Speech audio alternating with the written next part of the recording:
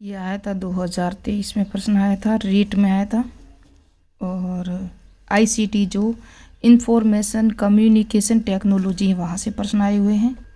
मैं 5 प्रश्न कराऊंगी जो 2023 में आए हुए हैं रीट मेन में। ये भी 2023 में आया था मैथ्स और साइंस में।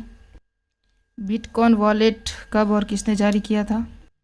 ये भी प्रश्न आया था 2023 में, थर्ड ग्रेड इंग्लिश सब्जेक्ट में आया था। 5वां प्रश्न है, लास्ट प्रश्न है यही। तो ये जो आया था, कौन सा ई कॉमर्स का मुख्य प्रकार नहीं है? ई कॉमर्स का कौन सा प्रकार नहीं है? तो आपको ये ऑप्शन दिए होते, चारों ऑप्शन आप देख सकते हो। उसके बाद आंसर इसका देखोगे तो ई कॉमर्स का जो अर्थ क्या है, तो इंटरनेट के माध्यम से व्यापार करना। क्या है ई कॉमर्स का क्या अर्थ है?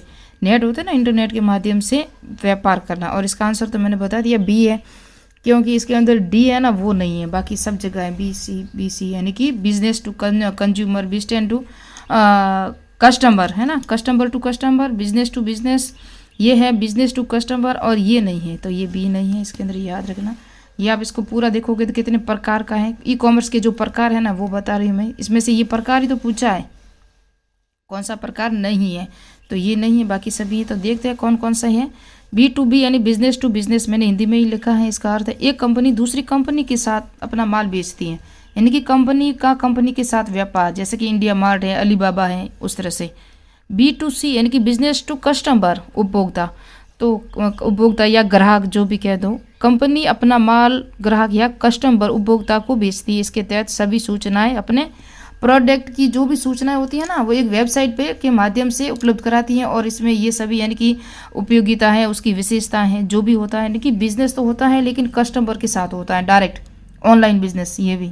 तो इसके उदाहरण देखो, आप अमेजोन पे देखोगे तो उसकी विशेषताएं, उस बुक की, जो बुक ले रहे हो, चाहे कोई आइटम ले रहे हो, चाहे कोई प्रोडक्ट ले रहे हो आप, आपको सारी विशेषताएं, सूचनाएं, डेट, रेट सब दिया जाता है। फ्लिपकार्ट और ये अमेजोन, दो ऐसे जो ये मंच हैं यहाँ पर उपलब्ध, जो बिजनेस वाले जो भी होते हैं ना, वो उपभोक्ताओं को एक मंच प्रदान करता है ये जो ऐप है। तीसरा प्रश्न है कस्टमर टू बिजनेस, क्या है customer to business, C to B, यानी कि डी कहीं नहीं है, आपने देखा। इंटरनेट के माध्यम से ग्राहक सीधा किसी व्यापारी के साथ अपनी वस्तु या सेवा को लेन देन करता है। इंटरनेट के माध्यम से ग्राहक होता है ना, ग्राहक, वो मैंने कहा था कस्टमर, बिजनेस वाला होता है वो कस्टमर से कार्य करता है, जो बी टू सी होता है। ये सी टू बी है, यानी कि कस्टमर टू बिजनेस है, यानी कि कस्टमर खुद होता है। जैसे कि हमारे घर में कुछ हम खुद घरेलू उत्पाद वगैरह बनाते हैं ना, तो वो ऑनलाइन के माध्यम से हम बेचते हैं, कुछ हस्तशिल्प कला वगैरह जो भी हो, तो वो होता है सी टू बी। और इसका उदाहरण क्या है? गूगल, एडसेंस, शूटर, स्टॉक्स, जो भी स्टॉक्स होते हैं ना, शूटर वगैरह हम बनाते हैं ना, ये सब से हैं। तो देखो इसका कस्टमर टू कस्टमर, तीसरा चौथा, ये क्या है? कस्टमर टू कस्टमर, यानी कि इसके तहत कोई उपभोक्ता वेबसाइट पर किसी व्यक्तिगत वस्तु की बोली लगा सकता है।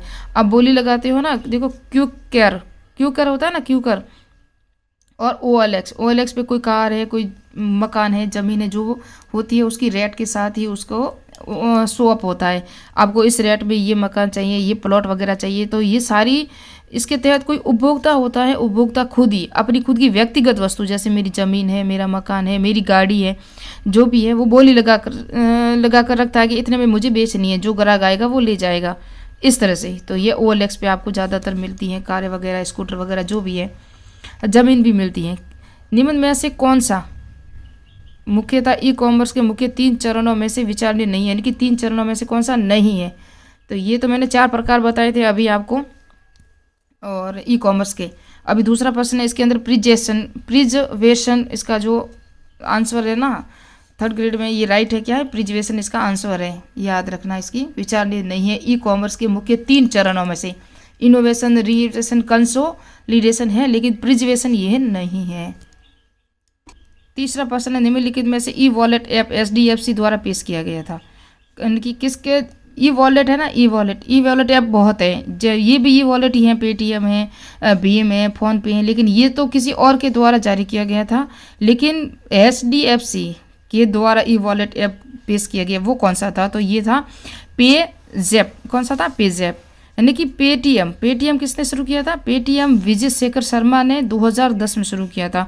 भीम ऐप की शुरुआत हुई थी 2016 में भारतीय रिजर्व बैंक द्वारा हुई थी। फोन पे ने 2015 में राहुल चेरी व समीर निगम द्वारा शुरुआत की गई थी।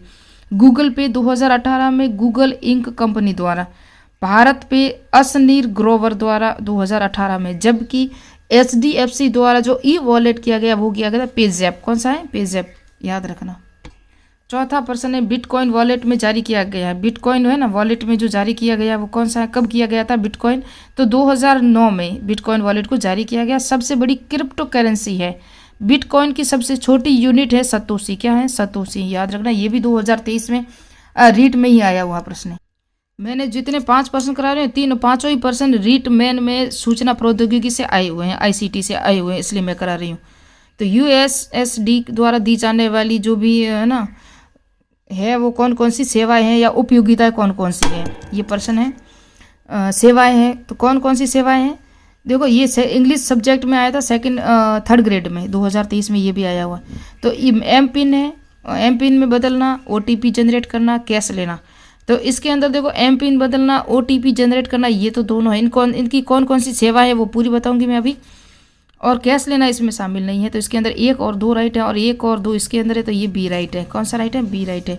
USSD का पूरा नाम क्या है? तो अनस्ट्रक्चर्ड सप्लीमेंट्री डेटा। क्या नाम पूरा इसका? अनस्ट्रक्चर्ड सप्लीमेंट्री डेटा पूरा नाम पूछा जा सकता है, क्योंकि इसकी जो सेवाएं पूछी है तो नेक्स्ट पार्ट में ये भी पूछा जा सकता है।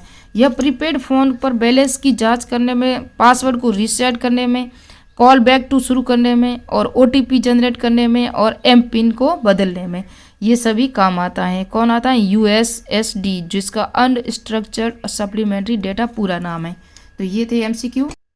थोड़ा सा कंप्यूटर का इतिहास भी बता दूं मैं कि सर्वप्रथम अबेकस ने 500 BC में आविष्कार हुआ। ऐसा पहला यंत्र था जिसे डिजिटल कंप्यूटर कहा जाता था सकता है। परंतु प्रथम यांत्रिक योग मशीन का आविष्कार ब्लेज पास्कल ने किया था। किसने किया था? ब्लेज पास्कल ने किया था।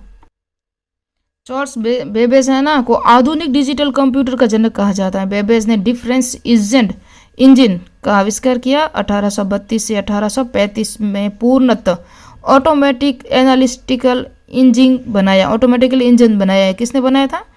चार्ल्स बेबेज ने बनाया था। चार्ल्स बेबेज ने 1832 से 1835 यानी 3 वर्षों के बीच में। इस काल में हार्मन होलरिथ ने 5 कार्ड का आविष्कार किया। पंच कार्ड का आविष्कार किसने किया था? हार्मन होलरिथ ने किया था। इनपुट डिवाइस के माध्यम बने, जो इनपुट डिवाइस का माध्यम बने ना, उनका आविष्कार किया। 1937 में IBM ने पहली मशीन मार्क फर्स्ट बनाई। किसने बनाई थी? IBM ने पहली मशीन मार्क बनाई थी।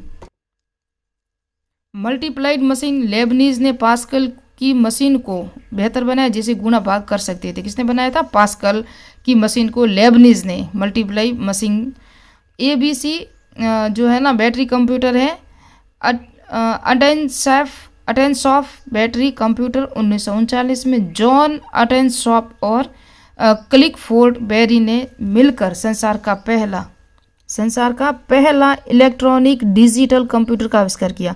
तो संसार का पहला इलेक्ट्रॉनिक डिजिटल कंप्यूटर का आविष्कार 1939 में जॉन अटेंसॉफ और क्लिकफोर्ड बेरी ने किया था। और इन्हीं का नाम, कंप्यूटर का नाम ABC रखा गया था। इसी कंप्यूटर का पहला ABC नाम था पहले कंप्यूटर का, जो मल्टीप्लाइंग था। ENIAC 1945 से 1946 में। इलेक्ट्रॉनिक नंबरिकल इंट्रोगेटर एंड इंटरजेगेटर एंड कॉलकेटर है ना, कॉलकेटर, इनकी पूरा नाम थोड़ी इंग्लिश मुझे टूटी फूटी आती है। आविष्कार अमेरिकी वैज्ञानिक JP एक्कर्स जॉन मुचलिन ने किया। यह बहुत बड़ा व बहुत भारी कंप्यूटर था। इसमें लगभग 1800 वैक्यूम ट्यूब लगी हुई थी। इसमें पहला डिजिटल कंप्यूटर भी कहा जा सकता है ENIAC को। ENIAC के बाद advance electronic discrete variable automatic computer, इसका पूरा नाम है। प्रोग्राम में चेंज करने बहुत कठिन था। इसका जो प्रोग्राम होता था ना ENIAC जो पहला कंप्यूटर था 1945 और 46 में जॉन मुचली और एक्कर्ट ने बनाया। जबकि एडवांस है ना, ये जो बनाया, ये प्रोग्राम चेंज करने का बहुत कठिन था, इसलिए उसी के अकॉर्डिंग ये बनाया जॉन वॉन न्यूमैन ने। स्टोरेड प्रोग्राम के कॉन्सेप्ट कॉन्सेप्ट पर प्रोग्राम तैयार किए। मेमोरी में डाटा और प्रोग्राम स्टोर करने में टेक्निक्यू में फ्यूचर में डिजिटल कंप्यूटर के निर्माण में सहायता की। इनकी जो एनिक बनाया था ना, उसको ये जो एकर्ट और जॉन मुसली ने बनाया था एनिक, उसके अकॉर्डिंग ये थोड़ा सा बड़ा था। Electronic digital variable automatic computer change बहुत, इसके जो डाटा होते थे प्रोग्राम को चेंज करना बहुत कठिन था, तो उसको सरलता से चेंज करने के लिए नया कंप्यूटर इसकी आविष्कार किया जॉन वॉन न्यूमैन ने। फिर है अनइवॉक कंप्यूटर, यूनिवर्सल ऑटोमेटिक कंप्यूटर। यह प्रथम जिसका यूज व्यापारिक व सामान्य कार्यों में किया गया 1951 में, यानी कि प्रथम कंप्यूटर था जिसका व्यापार में भी, कंज्यूमर हम कहते हैं ना, तो उसके लिए भी कार्यों में ये किया गया उपयोग, यूज किया गया। 1957 में जॉन बेकस ने आसानी से यूज होने वाली प्रोग्रामिंग भाषा फॉरट्रेन फॉर्मूला ट्रांसलेशन की शुरुआत की। 1960 में गैस हॉपर की अध्यक्षता में बनी समिति में बिजनेस की हाई लेवल लैंग्वेज कोबाल को विकास किया। तो कोबाल याद रखना, ये भाषा है, इसका भी प्रश्न आ चुका है एग्जाम में। 1965 में जॉन मैकेनी ने प्रोग्रामिंग भाषा बेसिक का विकास किया। तो ये भी प्रोग्रामिंग भाषा कैसी थी, बेसिक, और ये भी इसकी भाषा ही है कंप्यूटर की, कोबाल। 1969 में यूएसए की रक्षा द्वारा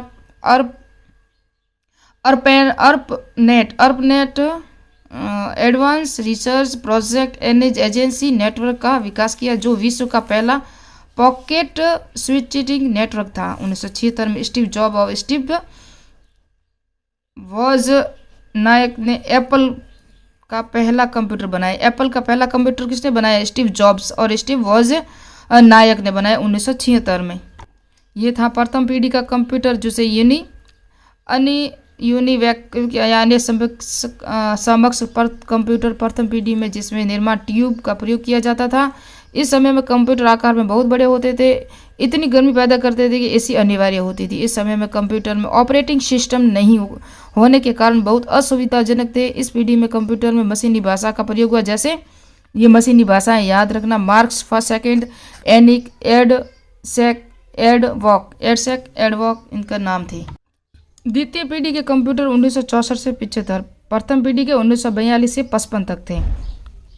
सबसे पहले अमेरिका में बेल लेबोरेटरी ने ट्रांजिस्टर की खोज की, जिसे वैक्यूम ट्यूब से बेहतर थी। इस पीढ़ी में कंप्यूटर का आकार साइज प्रथम पीढ़ी की तुलना में थोड़ा छोटा हुआ। पहले जो बड़े बड़े कंप्यूटर थे वहाँ एसी अनिवार्य होती थी, उसके अंदर ऑपरेटिंग सिस्टम नहीं होता था, है ना। यह विश्व नहीं होने के कारण क्या ऑपरेटिंग सिस्टम नहीं था, इसलिए यह असुविधाजनक था। लेकिन दूसरी पीढ़ी में ये थोड़े छोटे होने लगे, अमेरिका में बेल लैब में, और इसमें IBM 140, यानी कि जैसे IBM 1602, IBM 70 से 94, CDC, इस तरह से ही नाम थे। पंच कार्ड की जगह मैग्नेटिक स्टोरेज डिवाइस, यानी कि मैग्नेटिक स्टोरेज डिवाइस का प्रयोग किया, जिसमें स्टोरेज कैपेसिटी में वृद्धि हुई। पहले स्टोरेज कम होता था, इसलिए असुविधा थी। बेसिक ऑपरेटिंग सिस्टम का भी विकास हुआ, दूसरे कंप्यूटर में ऑपरेटिंग सिस्टम का भी विकास हुआ। सॉफ्टवेयर में कोबाल, यानी कि कॉमन बिजनेस ओरिएंटेड, यानी कि लैंग्वेज, और फॉरेन रैन जैसी उच्च स्तरीय भाषा। इनकी फॉरेन रैन क्या, ये भी भाषा है कंप्यूटर की। कोबाल क्या, ये भी कंप्यूटर की भाषा है, इनको याद रखना, ये परीक्षा में पूछा जाता है। और क्या हुआ कि वृद्धि हुई, इसकी स्टोरेज कैपेसिटी की वृद्धि हुई, और ऑपरेटिंग सिस्टम का भी विकास हुआ, व बैच ऑपरेटिंग सिस्टम का भी विकास हुआ दूसरी पीढ़ी के कंप्यूटर में। तीसरी पीढ़ी के कंप्यूटर 1965 से 74 तक समय IC, यानी कि इंटीग्रेटेड सर्किट का उपयोग हुआ। एक सिलिकॉन की चिप पर हजारों सर्किट को प्रिंट कर बनाना, यानी कि प्रिंट करके बनाना, इस तरह से विकास हुआ। ये थोड़ी सी इंग्लिश मुझे नहीं आई थी, लेकिन इस समय IC का उपयोग हुआ, याद रखना आप IC का। इस समय disk tape time sharing system, programming language जैसे BASIC, all purpose symbolic insertion code का भी उद्गम हुआ। ये इस तरह से थे। 1965 में DEC डिजिटल इक्विपमेंट कॉरपोरेशन का भी द्वारा प्रथम व्यावसायिक मिनी कंप्यूटर PDP 8 का विकास हुआ, यानी कि प्रथम मिनी व्यावसायिक कंप्यूटर बना था। यह है चतुर्थ पीढ़ी का कंप्यूटर कैसा था, ये देखेंगे। इस समय वल्सी वेरी लार्ज स्केल इंटीग्रेशन का उद्भव हुआ। वॉल्सी तकनीक पूरे सीपीयू में एक चिप का प्रिंट किया जाने लगा, जिसमें माइक्रो प्रोसेसेस का नाम दिया गया। माइक्रो प्रोसेस चौथी पीढ़ी में आए थे, याद रखना। प्रथम पीढ़ी में सॉफ्टवेयर में नहीं था, पंच गार्ड था प्रथम पीढ़ी में। द्वितीय पीढ़ी में मैग्नेटिक स्टोरेज डिवाइस का प्रयोग किया गया, ये भी याद रखना। द्वितीय पीढ़ी में कोबाल्ट और फॉरट्रेन जैसी उच्च स्तरीय भाषा का भी विकास हुआ, और स्टोरेज कैपेसिटी में भी वृद्धि हुई दूसरी पीढ़ी में जो कंप्यूटर थे उसके।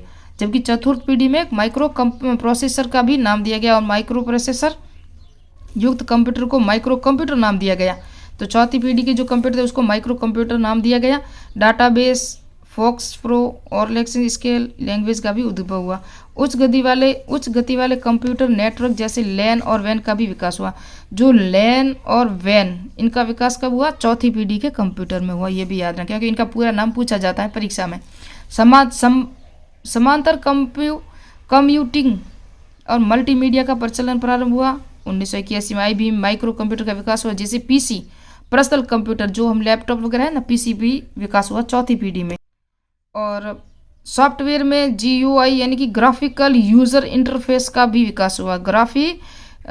ग्राफिकल यूज़र इंटरफेस का भी विकास हुआ था चौथी पीढ़ी में। माइक्रो कंप्यूटर का भी विकास हुआ चौथी पीढ़ी में। IBM ने माइक्रो कंप्यूटर का विकास किया, जिसे PC यानी कि पर्सनल कंप्यूटर कहा गया, ये भी याद रखना है, वेरी इंपॉर्टेंट है। तो पांचवी पीढ़ी के कंप्यूटर को नेक्स्ट पार्ट में थोड़ा समय पढ़ाऊंगी, जहाँ MCQ और करवाऊंगी।